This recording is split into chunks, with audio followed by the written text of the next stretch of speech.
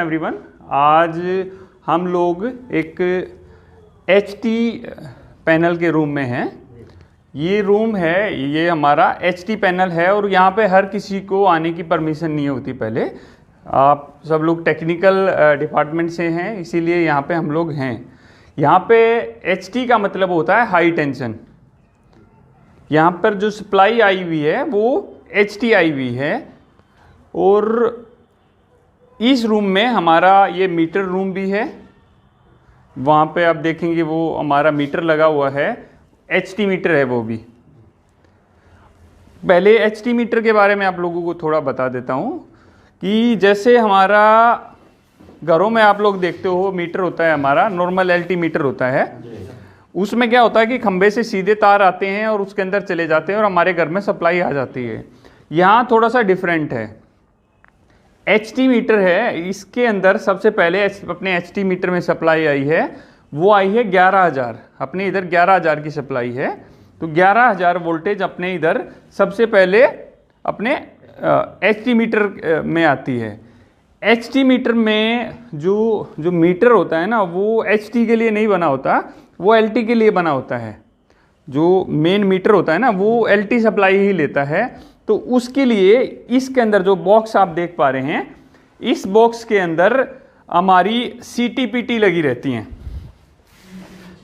देखो यहाँ है, ये बॉक्स आप देखेंगे यहाँ पे ना, ये सारी चीज़ें जो हमारा मीटर है उसके बारे में सारी चीज़ें लगी हुई। कभी भी आप कोई इक्विपमेंट देखते हैं ना, उसकी नेम प्लेट होती है या उसकी डिस्क्रिप्शन प्लेट होती है, उसको ज़रूर देखें।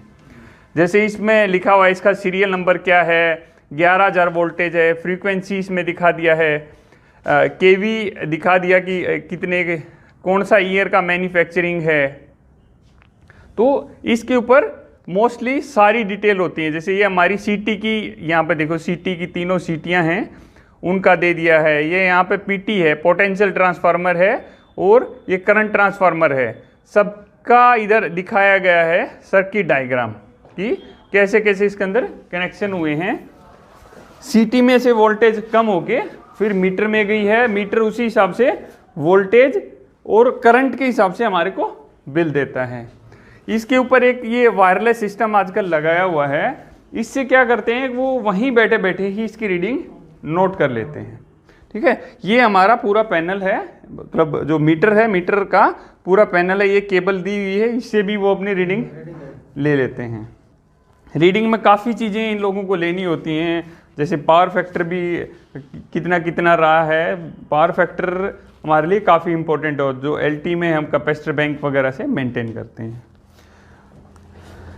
सबसे पहले जो सप्लाई आती है हमारी जियो स्विच पे आती है, गैंग ऑपरेटेड स्विच पे, जो हमारा मेन बिल्डिंग के बाहर या बिल्डिंग के अंदर लगा रहता है। वहाँ से हमारी सप्लाई आई है वीसीबी के अंदर।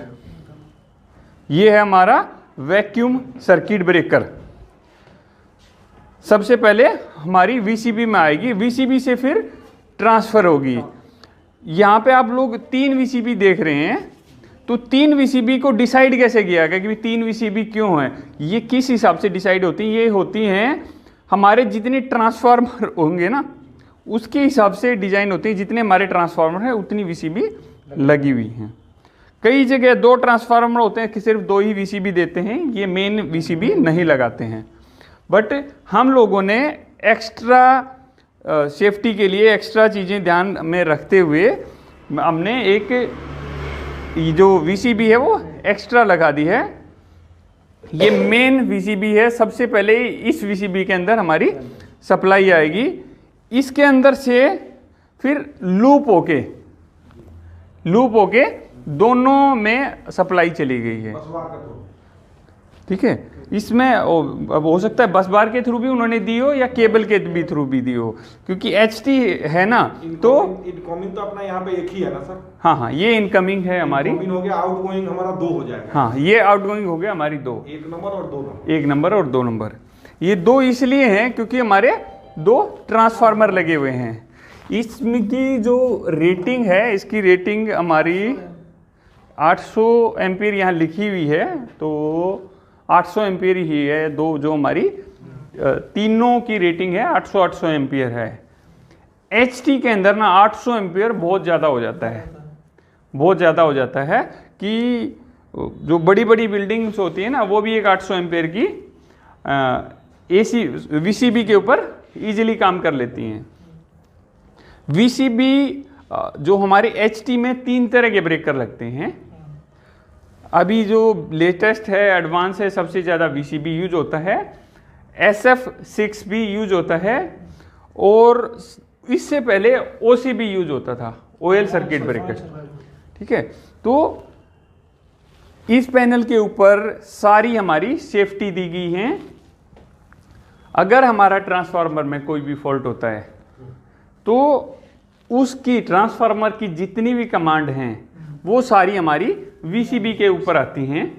इंटरव्यू में भी इस तरह के क्वेश्चन पूछे जाते हैं, आप कहीं पर जाते हैं कि आपके ट्रांसफार्मर में बकोज रिले में कोई फॉल्ट हो गया है तो वो LT को ट्रिप करेगी या HT को ट्रिप करेगी, या टेम्परेचर बढ़ रहा है तो वो किसको ट्रिप करेगी।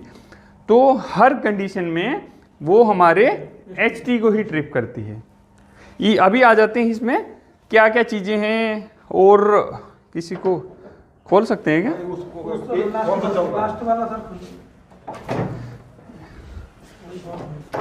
ओके, ये ऑन होगा ना? नहीं, वो तो ऑन है, लेकिन चल कौन सा रहा है? 1 नंबर या 2 नंबर? 1 नंबर चल रहा है तो इसी को खोलते हैं ना सर। पहले ट्रिप करना पड़ेगा। ये पहले हम पूरे पैनल को थोड़ा सा समझ लेते हैं कि पैनल में क्या क्या लगा हुआ है। थोड़ा नज़दीक में लेके आ जाना यार। ये है ओवर करंट रिले लगी है, OC लिखा हुआ है। ये हमारी ओवर करंट रिले है। ये मास्टर ट्रिप रिले है। मास्टर ट्रिप रिले का मतलब है कि मल्टीपल जगह से कमांड इसके पास आएगी, फिर ये ट्रिप करती है। ये हमारा सेलेक्टर स्विच है कि लोकल में है कि रिमोट पे है। ये इमरजेंसी स्विच है। ये रीसेट करने के लिए, फॉल्ट को रीसेट करने के लिए है। कोई फॉल्ट आया हुआ है, पहले उसको एक्सेप्ट करना पड़ेगा, फिर रीसेट करना पड़ेगा। टेस्ट वाला होता है, अगर हमें टेस्ट करना है कि हमारा सिस्टम सब ओके है या नहीं है। ये ओवर और अंडर वोल्टेज रिले लगी हुई है हमारी। ये जो स्पीकर सा लगा हुआ है इसको बोलते हैं अनाउंसर। ये अलार्म देता है, मतलब कोई भी फॉल्ट होगा तो यहाँ अलार्म आएगा। ये वोल्टेज का है हमारी 11.6, मतलब 11,000 समथिंग वोल्टेज आई हुई है। ये हमारा एम्पियर चल रहा है, तीनों फेसों का इसमें एम्पियर दिखाएगा, तीनों फेसों की इसमें वोल्टेज दिखाएगा। पूरा इंडिकेशन दिया हुआ है, कोई फॉल्ट होता है या जो ब्रेकर हमारे काम कर रहे हैं वो सारी इंडिकेशन यहाँ दिए हुए हैं। इंडिकेशन का आप लोगों को ना इसके अंदर ध्यान रखना है, क्योंकि हम पैनल के अंदर ना, जैसे मीटर है, मीटर में अगर लाइट नहीं है तो हम कंफ्यूज हो जाएंगे कि कुछ लाइट कुछ फॉल्ट है। उसी तरह ये इंडिकेशन इंपॉर्टेंट होता है। अगर किसी का लाइट मतलब कोई इंडिकेशन फ्यूज हो गया है तो उसको तुरंत चेंज कर देना चाहिए। अभी इसको हम खोल के भी देखेंगे। अभी ये उसी तरह ये सभी की सेम रिले दी गई हुई है।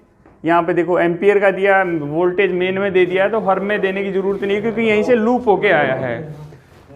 एम्पियर मीटर की क्यों जरूरत पड़ी इधर, कि अगर हमारा ये ट्रांसफार्मर चलेगा तो हमें दिख जाएगा कि कितना लोड चल रहा है। जैसे अभी हम कंफ्यूज हो रहे थे कि कौन सा चल रहा है, तो हम एम्पियर मीटर की तरफ देख के हम समझ सकते हैं कि कौन सा चल रहा है हमारा। ये भी है ऑन कंडीशन में, तो ये भी है, बट ये वर्किंग नहीं है अभी। ठीक है। इमरजेंसी स्विच किस लिए होता है कि कोई सपोज आपने देखा कि कोई सेफ्टी काम नहीं कर रही है, ट्रांसफार्मर में आग लग गई है या आगे कोई फॉल्ट हो गया है, तो आप यहाँ से सीधा इमरजेंसी इसको पुश कर देंगे और सिस्टम ट्रिप हो जाएगा। उसी तरह यहाँ पे भी हर पैनल में दिया हुआ है इमरजेंसी स्विच भी। ये स्विच है, इसको बोलते हैं TNC स्विच। हाँ, ट्रिप न्यूट्रल क्लोज। तो अभी हम इसको ट्रिप करके देखेंगे, क्योंकि इसको थोड़ा सा खोल के आप लोगों को बताना है कि कैसे इसको इन करना है, कैसे आउट करना है। तो आप लोगों में से कोई कौन करेगा ट्रिप? कोई इसको नॉब को इधर घुमा दो, देखो घुमाया। इसके अंदर जो हमारा VCB होता है उसके अंदर या जितने भी हमारे ब्रेकर होते हैं, 2 तरह के कॉन्टैक्ट होते हैं। एक होते हैं फिक्स कॉन्टैक्ट, एक होते हैं मूविंग कॉन्टैक्ट। फिक्स कॉन्टैक्ट का मतलब वो वहीं रहेंगे, मूविंग कॉन्टैक्ट का मतलब वो मूव करते हैं। ठीक है। तो अभी जो स्प्रिंग था, जैसे इसमें एक स्प्रिंग लगा रहता है जिससे प्रेशर से वो उसके